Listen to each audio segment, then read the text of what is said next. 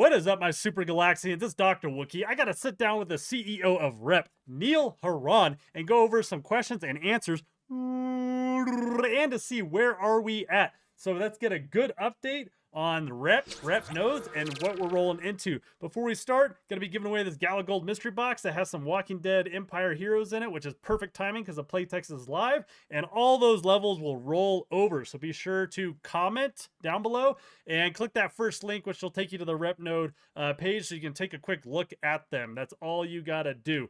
Now, jumping into rep and where we're at, gonna talk about the tokenomics just real quick before we jump into Neil and our interview with him. Essentially, the rep node operators are going to be getting 40% of the distribution daily. UA bonus pool 15%, marketing 15%, development 15%, and the ecosystem fund 10%, and advisors 5%. Now, the emission schedule, I was wrong on a previous video. I did my math wrong, and I do apologize. So this is 0.15% of the difference between your max and current total supply. So starting out, there's about 60,000 rep tokens a day. And if you do the math, essentially there's about 500 nodes that have been sold. So a nice low supply of nodes at the moment, which means you're going to be getting about 120 reps a day, which obviously means low supply. We got 100 million tokens that we're talking about here, right? As the total supply. And that's going to take forever to get to. Now, in the first 365 days, looks like we're at about 25% of that supply, 30%. But my point being, you know, you're going to have, it's low supply initially. So as it's being emitted each day, that 150,000, and you're getting a portion of that, oh man, I can only speculate on how good that rep token can be early on. Now, as we kind of jump into this, remember, you know, companies like Twitter, X, you know, they all use Amazon Web Services, you know, using a lot of this for a lot of data storage. And we're talking about hundreds of millions of dollars being spent on this stuff, if not like up to $1 billion, if you're adding in Google Cloud and stuff. So companies, as soon as we're rolling out on this Gala chain, companies are going to be looking towards founder nodes and other nodes, right, that can host some of this work and save some of that money. So as always, if you do like the content, give that quick button a click in that description. Check out, we're closing on 500 nodes sold, and right now we are on track. At the end of this month ish, we're going to be rolling out the alpha of rep to the Gala Gold community first, and that's to basically stress test it, right? Get thousands of people on there, see how it's running. It's going to be basic features, so don't lose your mind. We got so much coming, and let's jump into why, and just listen to Neil Haran and why, and understand how I am getting behind his vision and just absolutely what he has planned for rep, especially with the gamification. It is so exciting. I'm super stoked. And I think $2,500 for these nodes, so reasonable, easily makes me think of just the very beginning of some of the founder node pricing and stuff like that. So let's jump into what Neil has to say. Before we jump into questions, I guess I'll just let you maybe give us like a brief little overview of kind of what's been going on. Sure. Yeah. Well, we've been working towards the release that's coming up later this month, and yeah, that's basically that's basically been it. And part of the release is also working on parallel strategy, so we can really be ready for like post release. So why GalaChain? Because we know you had built kind of some of the near test nets, and now we're over at GalaChain. So what kind of brought you into this? Yeah. So if you are trying to solve the user experience problem, you really have to have a close relationship with the chain that you're working with. And we did feel like we had a close relationship with Near, but it was like 5 months of back and forth discussions. Actually, more me constantly peppering them with questions like, when is this going to happen? When is this going to happen? Where we had built the original social network on Near testnet nodes, but the moment you moved on to mainnet nodes, the user experience completely fell apart because now the user has to find Near coins, right? Like you have to get that. So you have and then they have to secure their wallet. They have to they have to figure out how to secure their private key. They have to learn all of these things that the average person does not need to know, should not need to know in order to interact with blockchain. Right.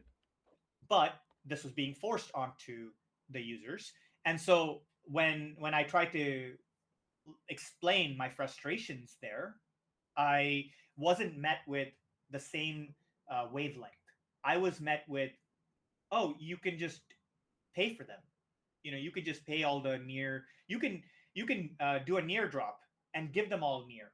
Like they still have to secure their wallet. They still have to Yeah. do all these things. Yeah. So my mom was not going to be able to, like, my mom's not going to know what a near drop is. Right. I don't think, like, most people, when you say that, they're not going to know what it is, right? Yeah, So I it's agree. just the crypto people. But with GalaChain, I didn't have to explain a lot of that. I mean, we came from Singa, right? Like I don't have to explain the importance of making things stupid simple. Yeah. Click, And that was a very easy discussion to have with GalaChain. and That's there's why your we're on farm, GalaChain. right? Like just the simplicity. So when they make a rep account, are they going to get a GalaChain address, or are they going to, is that not built in quite yet? Or because the Yeah, goal is kind of making Web 2 users into Web 3 users where they don't even know they're becoming Web 3 users. It's kind of my idea at least. yeah, no, it's our idea as well. When you create a rep account, which is through a single sign-on, you get a GalaChain account right in the background. And if you have an existing GalaChain account already, it will, You can um, log in and like it will, sync. like it'll sync it, like it'll link it together. And I might have to ask Bitbender this, or maybe I have to wait for more GalaChain stuff to come out. But I think one question for the Web3 users are going to be, well, how do I secure my GalaChain account? Like, where's my backup phrase, my recovery phrase, and kind of all those questions? Because those we still don't know yet, right? Now, no Web2 user is going to ask that, right? They're just going to be like, it's an account, whatever. But all the Web3 users, that's going to be the big question is, okay, well, where's my additional security? And because I am fine doing extra steps, because I understand the importance. Yeah, and I wouldn't be able to answer that because that's on the GalaChain side. But I would say that from the rep aspect, you don't have to secure your rep account. I mean, it is connected to your like your single sign-on option. Hopefully, you use a single sign-on option, and yeah, so Yeah. we're No, trying to make it super simple. that's definitely like one of the things I'm like the most excited about for rep is I see how like simple this is going to be to bring web 2 users into the web 3 space, and making it super fun with the gamification. So I'm really excited for where we're able to kind of go with everything.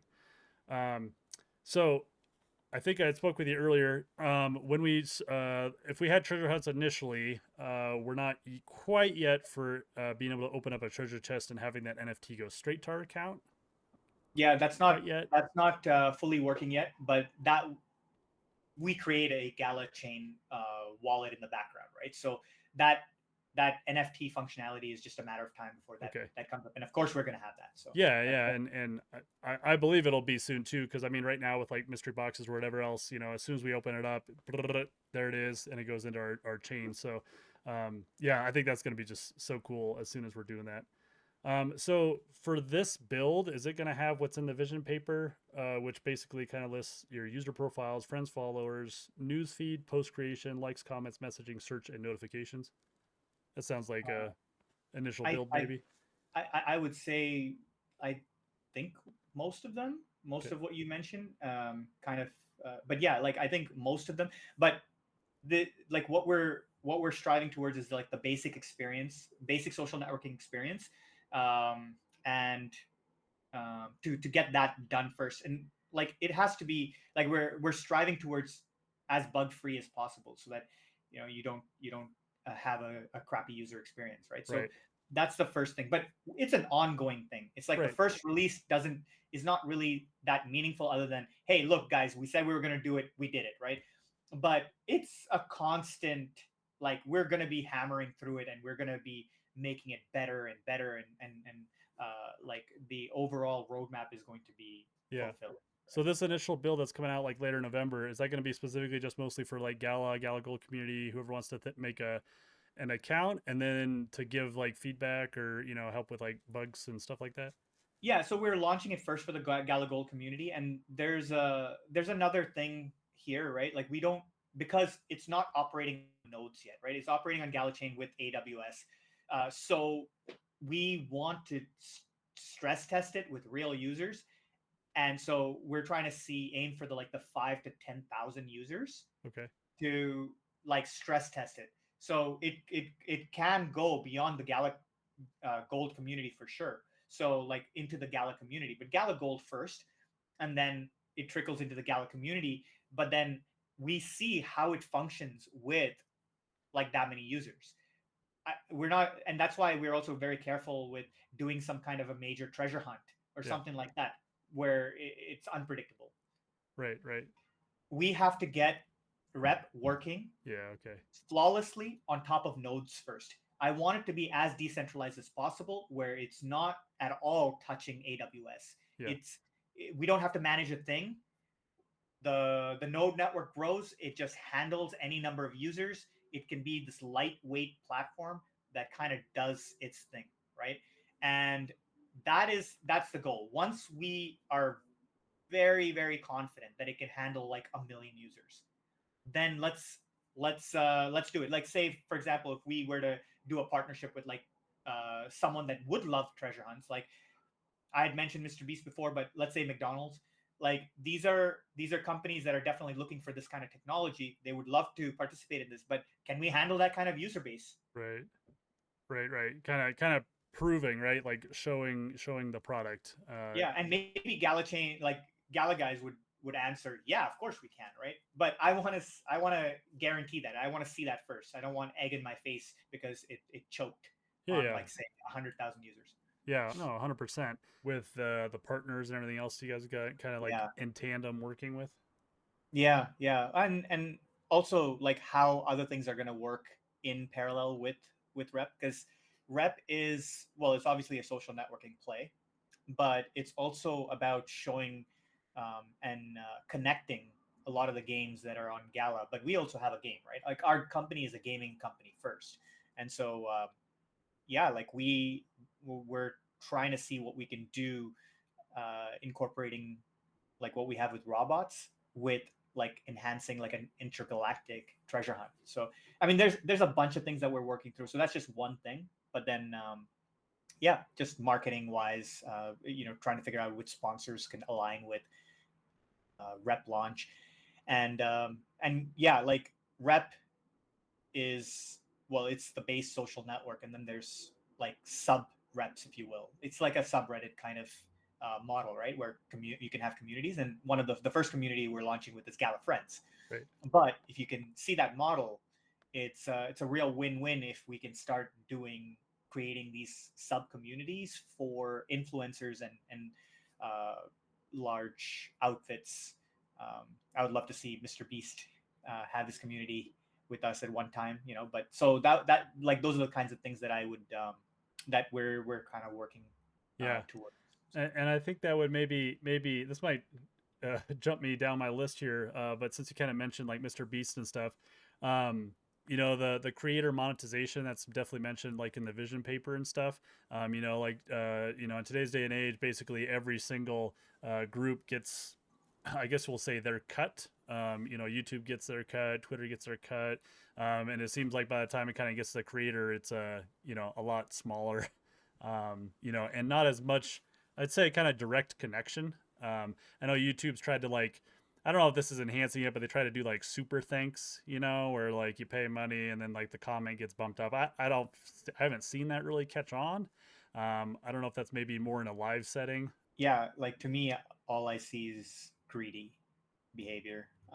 It's quite rapacious to like go down the path that many of these folks are doing, and they have to double down on that kind of monetization thinking. So they come up with like more devious ways in which they can like throw ads in your face, monetize you. Like it's um it's to a point where I think they struggle with their own conscience. They have to at some point, behind the scenes, they have to struggle with it, because it's like you're on one hand you have to wear the hat of like, in the marketing meeting, in like the monetization meeting, oh, look at this devious thing that I cooked up, and this is how far we're willing to go to like, get as much money from people as possible by annoying the hell out of them. Hey, I would like to know like what the engagement rate is for like say YouTube on their ads, for example. I would like to know, because I know they're not getting a dime from me, and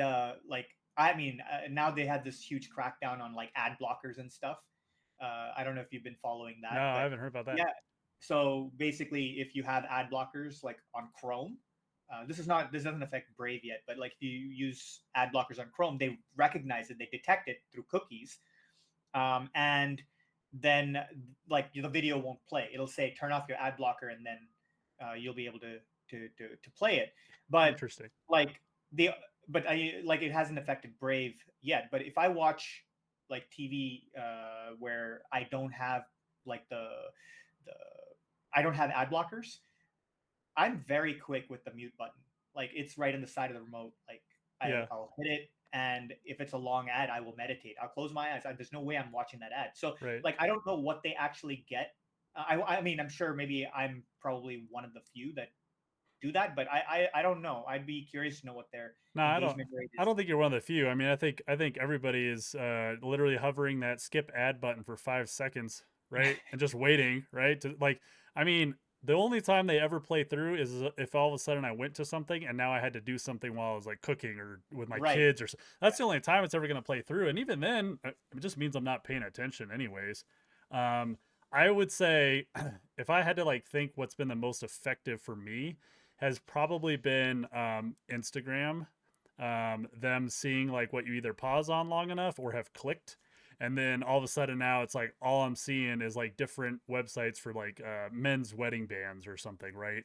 Or if I hover too long on a Star Wars, some helmets or something that looks cool, right? Now that's like all I see for the next like week, and I'll admit, like sometimes it's worked, right? Because if you are like looking for, let's say, like a new wedding band or something specific, and so you do hover there, now you're seeing like all these different websites. It's going to keep reminding you, and then now you're going to finally choose one, that you like, and purchase. So at least for me, that's probably been the one that's been quite the most effective. But I'm really curious on some of these sites like Quora. That's definitely one. Like you open up that and it's just like you get slapped in the face with like 10, 12 different. I mean, you can't even like look through the site almost, right? Yeah, well, some of the ads also that they put up are, well, maybe it's the people putting up the ads, but they're just total clickbait, right? Like they'll Yeah. show you a picture, like two pictures, and there's text, and it cuts off, and it's like it really gets your attention. You click it, and the article doesn't even bring up that in the first place. You have to like weed Right. through so much. Or So it shows you 4 lines and then asks for you to yeah, subscribe or something. yeah. Yeah. Yeah. Yeah, and also like the content creators, they're creating this paywall, right? Like they're basically saying, oh well, this content, this answer is getting a lot of views, so this answer must be very valuable. Hey, guess what? You have to pay, like, to read it. Yeah, I think it changes like the dynamic of community. Like that community feel now is like, okay, the content isn't even owned by Quora.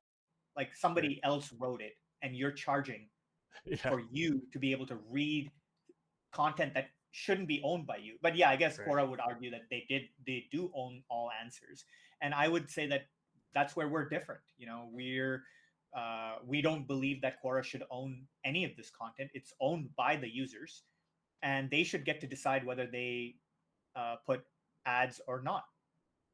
Okay. So yeah, I guess that kind of hops us into that question since we're talking about it. How is Rep going to have adverts, and if so, is Rep going to be beholden, to advertisers at some point, like Twitter is or X? Well, yeah, like our model from the get go itself is different. Like we don't follow like this very greedy monetization model.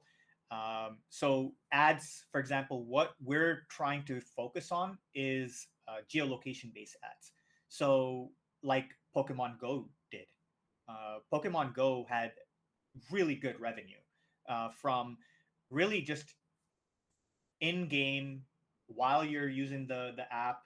Like you go to a location, you learn about a restaurant, or you learn about something Oh, that right, right. happens to be in your along your quest. Like that I think is pretty cool. Like say as part of your quest, you get a free coffee at a coffee shop. You just learned about that coffee shop, you got that free cup of coffee. That is an ad I think people can get behind. It's like, yeah, like there's a little cost for that coffee that is borne by the sponsors of this challenge or whatever, but the reality is you're still dealing, or you're still giving a massive win to the person you just exposed a subtle ad to, right? I think people will be okay with that. They're getting free stuff.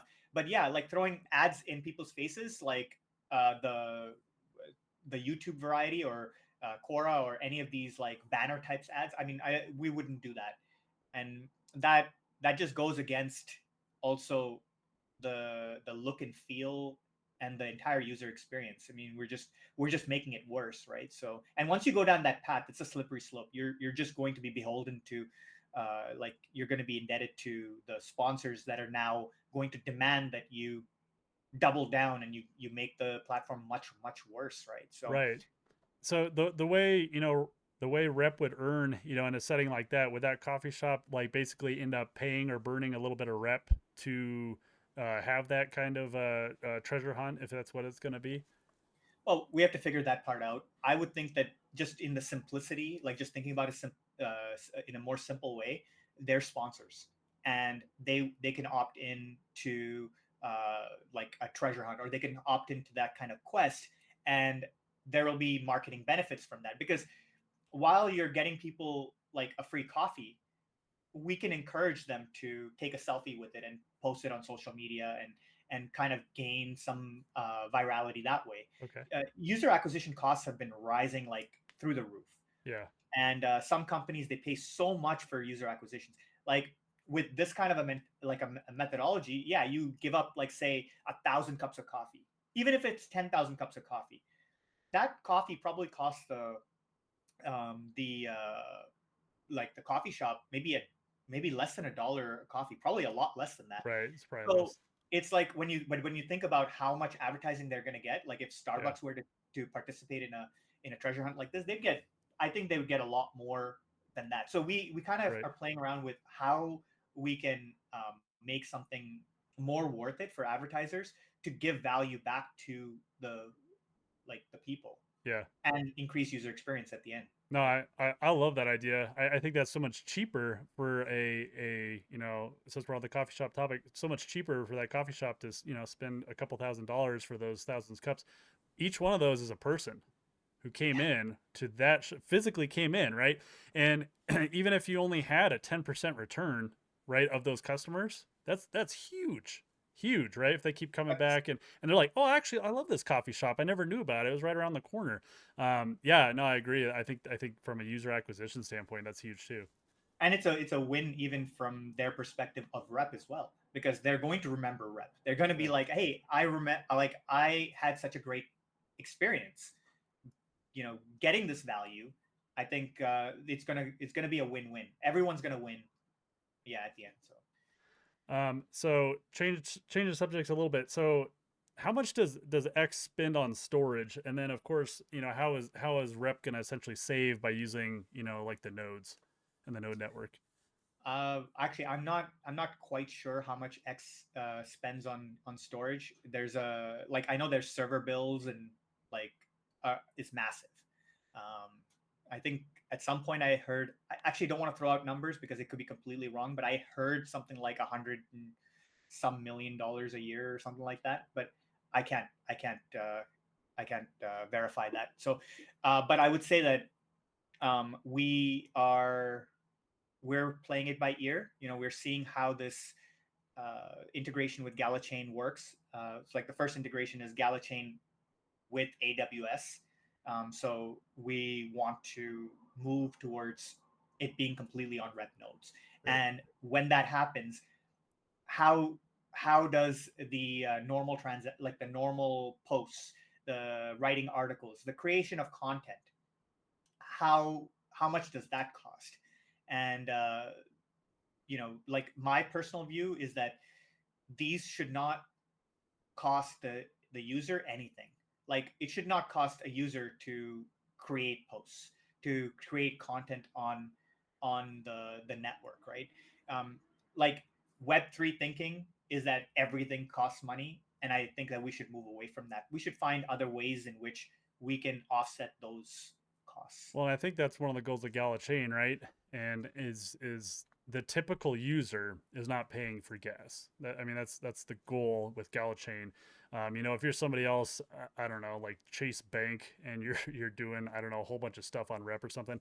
Yeah, you're gonna have to pay Rep, or the Rep token or whatever it is, to do some of those things. But the average user, same with the games on Gala and GalaChain. I mean, we've been playing games that are already on GalaChain, and none of the users that are playing right now are having to pay anything, right? Because we're just the typical kind of standard users. But when you get kind of further into it, whether that's NFT, creating NFTs that maybe the things you're playing with, or bridging them or stuff like that, or selling them, then maybe there's a little bit of a price in there.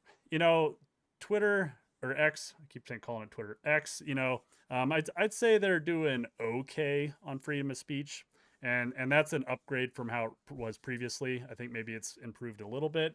I'll answer the first part, right? Okay. Like freedom of speech. For example, okay, so I do applaud Musk for taking over Twitter, and I'm going to call it Twitter because it's still twitter.com, but for taking over Twitter and like really striving towards trying to give everyone a voice, no matter how uh, like distasteful it may be to the majority of people. He's really going down that path. The problem is it's still centralized. Yeah. So his hands are tied. I mean, there's going to be some point where somebody's going to knock down his door and say, "Hey, guess what? I don't care if you're a billionaire. We're gonna need you to play our game." Right? Right. And that's the problem with centralized situations. Like when we can't do anything about it, when it's all like community moderated, and you've got nodes, decentralization that's dictating content that gets in front of people's faces, we don't have any control over that. So somebody comes to us and says, "Hey, take down that content." No, we can't. Right? And so that's what I'm envisioning, is that we remove ourselves from that equation and we make it a truly democratic, truly decentralized a platform where we can have this freedom of speech. And yeah, I would think that that would be positive for freedom of reach as well. I think. So I know we've talked, you've kind of spoken to like content moderation, with Rep in some degrees, and that kind of being on like the folks around. you know, I don't know if you guys have boiled it all down yet, but does that look something in the way of like, if 90% of the community is like, this is horrible, it'll actually be censored or removed? Because, of course, like when people think of censorship, they think of what I would consider just more standardized stuff, right? Stuff that I don't think should be censored either. Like, honestly, a lot of times I like when hearing what somebody has to say, because now I know that I think they're an idiot, right? Like they've revealed that to me, and my personal opinions or whatever it happens to be. Now, when the things that we obviously never want to see is, like gruesome, like killing animals, or any kind of like scary, people stuff. Like those are the things, right? That I think the vast majority of people would say, like, well, yeah, like of course not that, but usually when we're thinking of moderation or whatever, we're thinking of, quote misinformation or something like that. Yeah, so when I'm thinking of like information that uh, like shouldn't be on the platform, that would get downvoted to oblivion, would be I guess it would be what the community decides. But like you take like the really objectionable material that can come up there, right? And I mean, like I'll just go out and say it, like animals getting barbecued, or like child pornography and stuff, right? So the thing is, I don't want to be in a situation where we're deleting anything or we're cutting anything down, but I want it to be like something that the community just very quickly can downvote it to oblivion so that it disappears. And maybe it's like that's how you do it, is if enough downvotes are there, it just gets downvoted to oblivion, as in it won't even be seen, like it just disappears, right? And that's the hard part, is that how do you find that balance? Like there's going to be a trial and error, and this is where KYC does come in. Like if we give enough perks for you to be a verified user with the checkbox, right, and say there's a silver tier, which is like a very quick KYC, right? Voice print, facial, face scan, whatever, right? And then there's the gold tier, which is like straight up. You have so many perks when you go through that.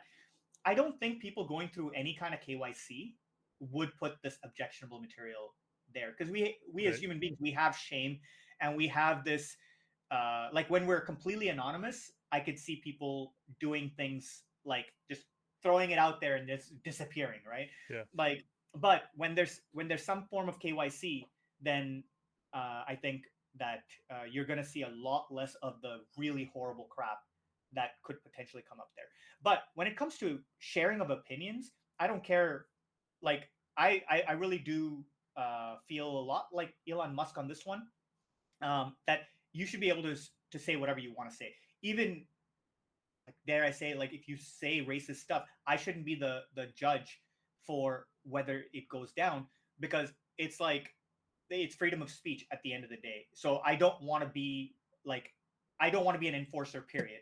It Right. should be decentralized, Yeah. and like it's not even like where it starts to get very tricky is when you have things like, I don't know if you followed the truckers movement that In was happening Canada? in Canada. Yeah. Yeah, it was Yeah. in Canada. It went to Europe. It was so that is where a lot of the truckers, they were rallying for support for blocking things and stuff like that. To to me, that's freedom of speech. To me, that's also freedom of uh, like, yeah, you're being disruptive, but you're also doing it you're not hurting anyone. I mean, maybe you're wasting some time, but either way, whatever that is, it if that happened on social media, like that is what it is, right? It's freedom of speech. I shouldn't have I shouldn't have anything to do with turning you off.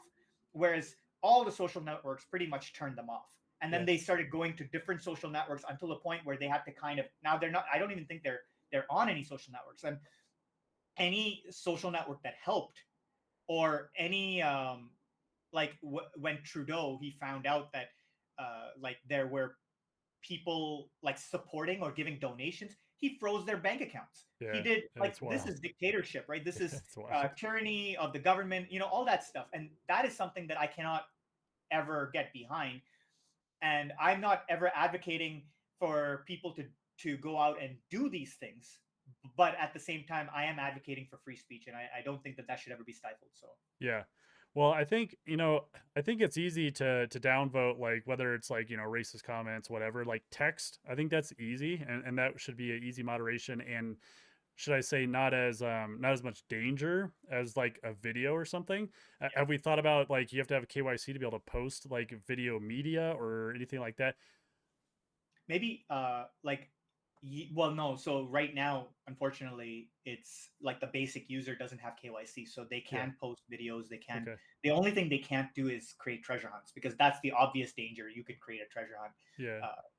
to yeah. So but I would say that this is going to be a work in progress, Yeah. I where agree. AI is going to get better, and hopefully AI can be the only one that sees like crazy objectionable material, Yeah.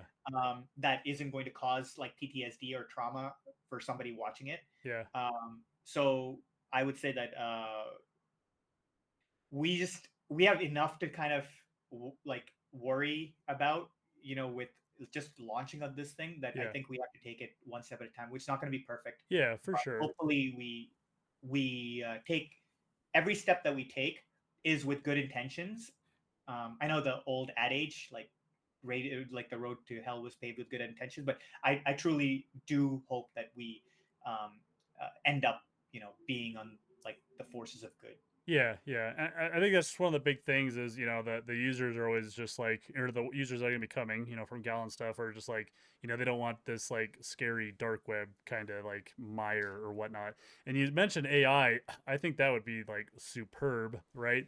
Now, of course, then you'd have to be trusting, like, hey, we're trusting that this company is training AI Yeah. to not be censoring all this stuff, which I think it becomes pretty obvious, right? Because even on Twitter, people are like, hey, why is this post being censored? People get real pissed off. So I think it would be pretty easy to know if something AI was like knocking out was something that was censored versus, yeah, it'd be great if AI was just like immediately like, yep, it identifies X, Y, or Z and just it's gone.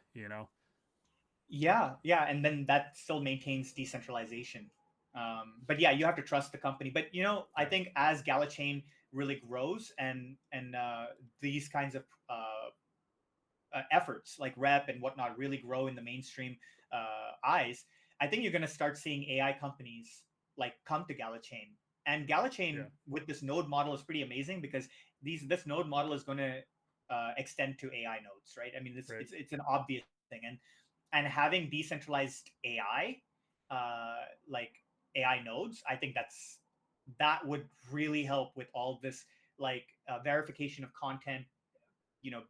I think it would really help with moderation. So AI moderators, that would be really cool. The next step in evolution here. Yeah. So I know we were talking about kind of decentralization and everything, with X, they had like backdoors for, FBI, CIA, kind of everything that really kind of shaped the opinions of Twitter. I mean, if Elon Musk never took over, I don't know if we would have ever seen all those Twitter files, seen all the FBI emails. Essentially, since everything's decentralized in Rep, is there pretty much just no way? Yeah, that's what we're going towards. Is there? I mean, like it's not. There is still a company behind it, right? So, but if we can get to a point where because right now Rep doesn't even have a database. There's no database with your account or anything like that because everything is based on like your wallet, right? So, if it is truly decentralized and you've got a decentralized community, you've got no AWS involvement whatsoever. Everything's running on nodes that you guys run. How do you shut it down? And so here's where, like, yeah, they could. I don't know. I mean, I would be speculating they could come after, like people who are running the AI moderators, or they could try to create their own nodes. But the thing is, I think when we get really large, if we are getting to a point where they actually notice us as some kind of a like a force to be reckoned with, then yeah, I think by then we would have already come up with a lot of solutions to mitigate that. Cool. Yeah. So with Rep, are we? How should I say? Are we looking to do like a lot of things well, or are we going to be trying to like be specific on certain aspects, at least initially, like a master of one thing or a jack of all kind of deal?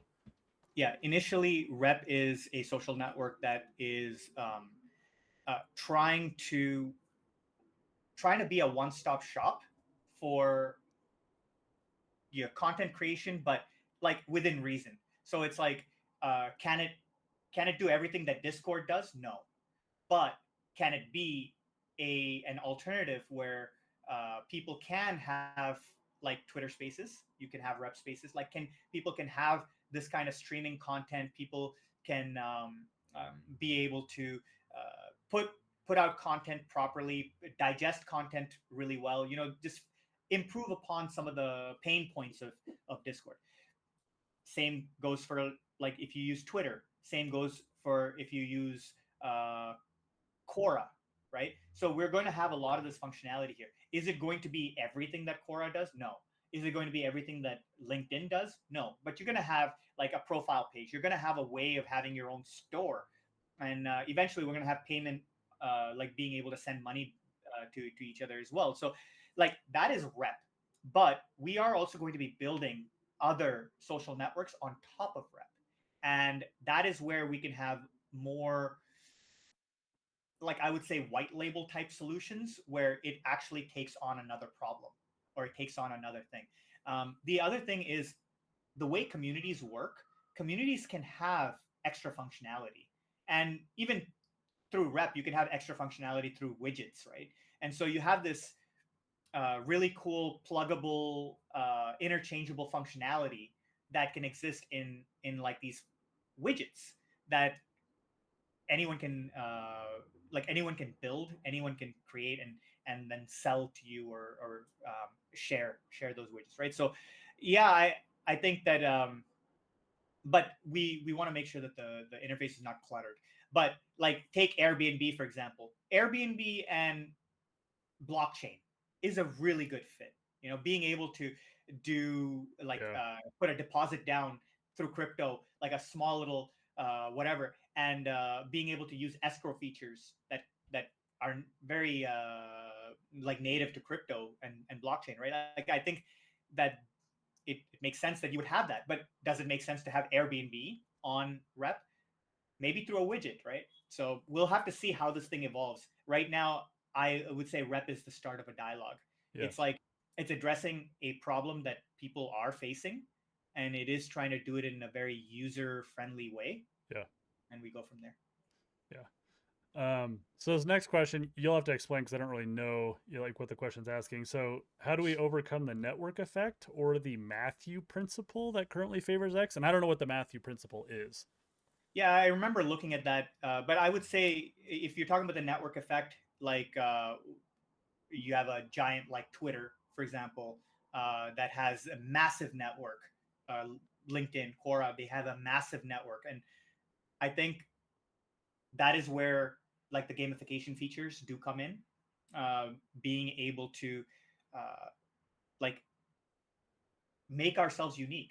We are unique. We're not Twitter. We're not Quora. Right. We Right. are our own thing, and that's where we grow. We're also uh, like Rep is really behaving like this glue for the entire Gala ecosystem, being able to connect their games, film, music, like all these things, and any DApp that comes on top of GalaChain will be able to make use of this ecosystem, this cohesiveness.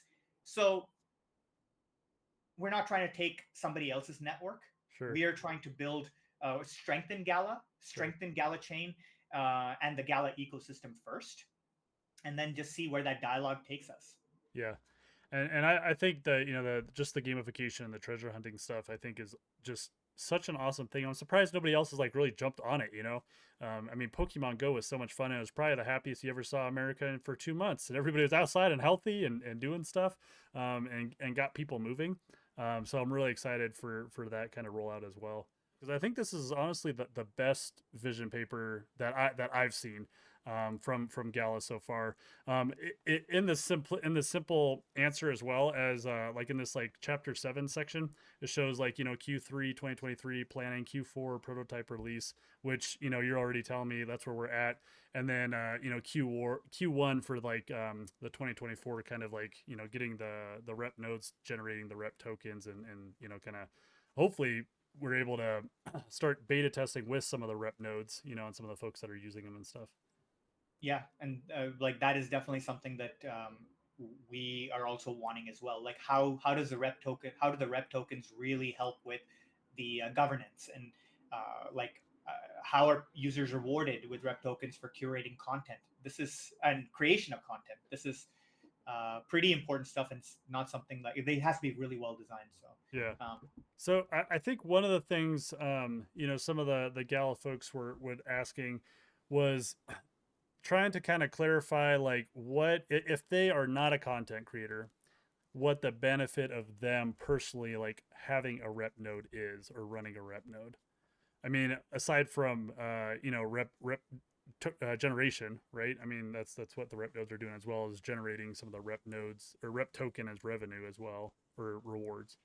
being able to know that you are part of the cog in this giant wheel that is going to help humanity, I think that's a pretty big deal. Yeah. Like if rep becomes really successful, where people start to go, you know what, um, I I really like that decentralized option.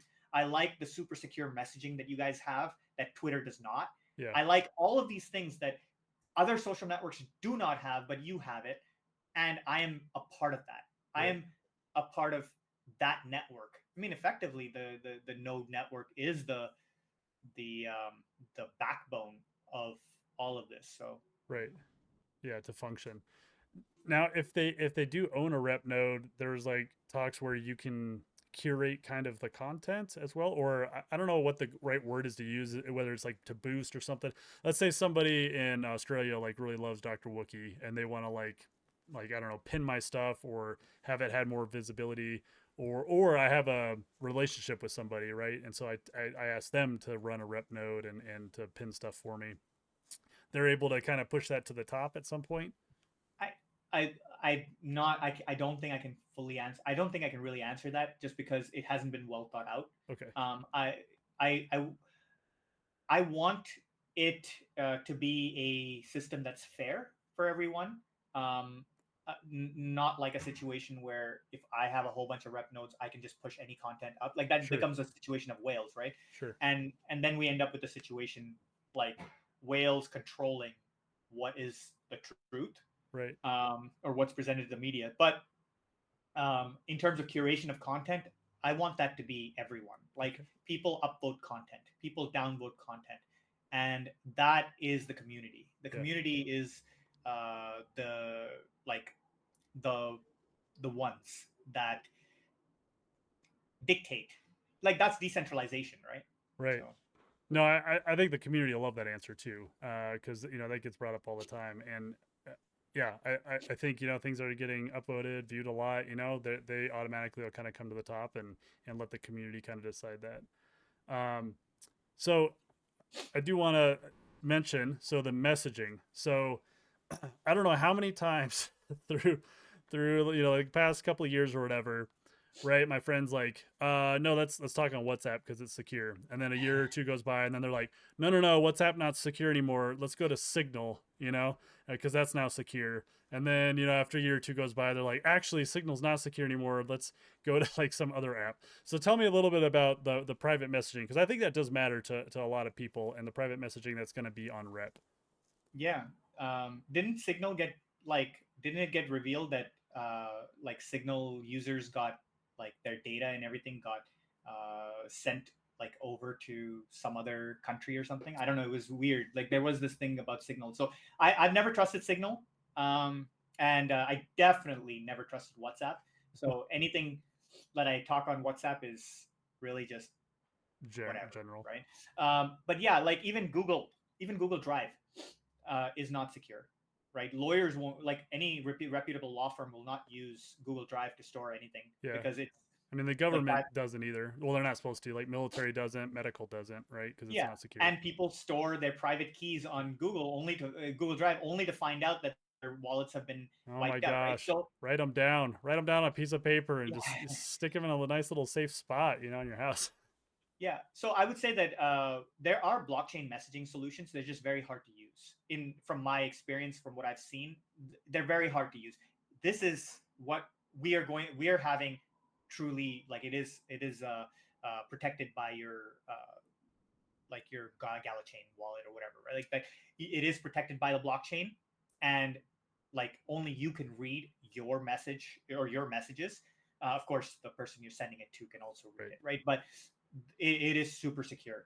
There is no database in which this is stored. This is all like encrypted and protected by your hash or your key, right? So Right.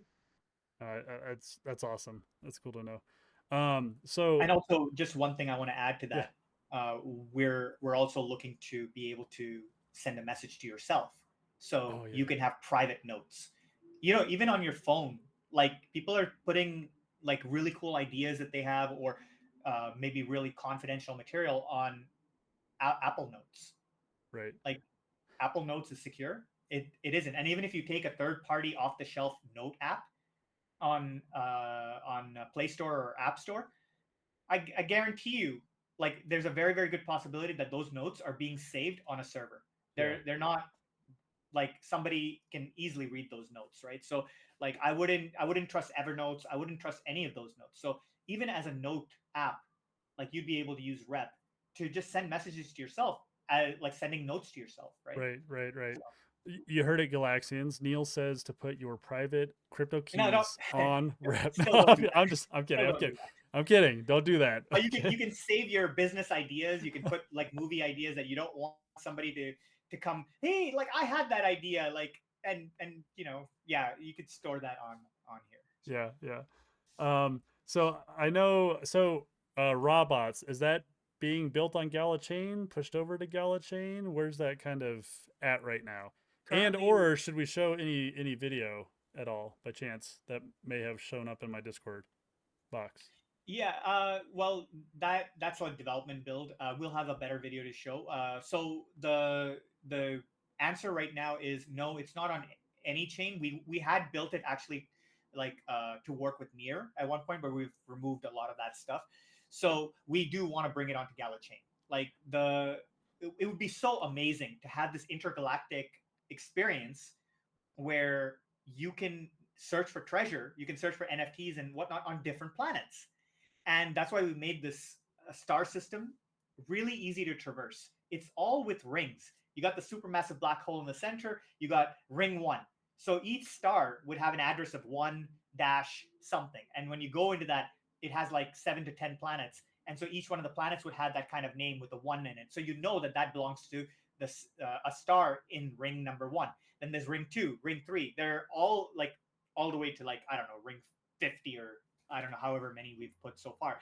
But that's that's paving the way for eventually people being able to have like own planetary NFTs, because each one of these planets are going to be NFTs, right? So Right. and on GalaChain. So I see it as a parallel path that will work really nicely with owning planets, doing extending treasure hunts to not just Earth, but to having treasure hunts be on this intergalactic scale where you can kind of explore these different planets for NFTs, tokens, all kinds of things, maybe even clues for treasure hunts. So yeah, I see it as a perfect fit for GalaChain. It's just something that's going to come over time. Yeah. Yeah. One thing I would reiterate is that Rep is the start of a dialogue. The way we see this kind of growing is that there are a lot of areas for reform in the web space with Web 2 simplicity and Web 3 security. Like take Shopify.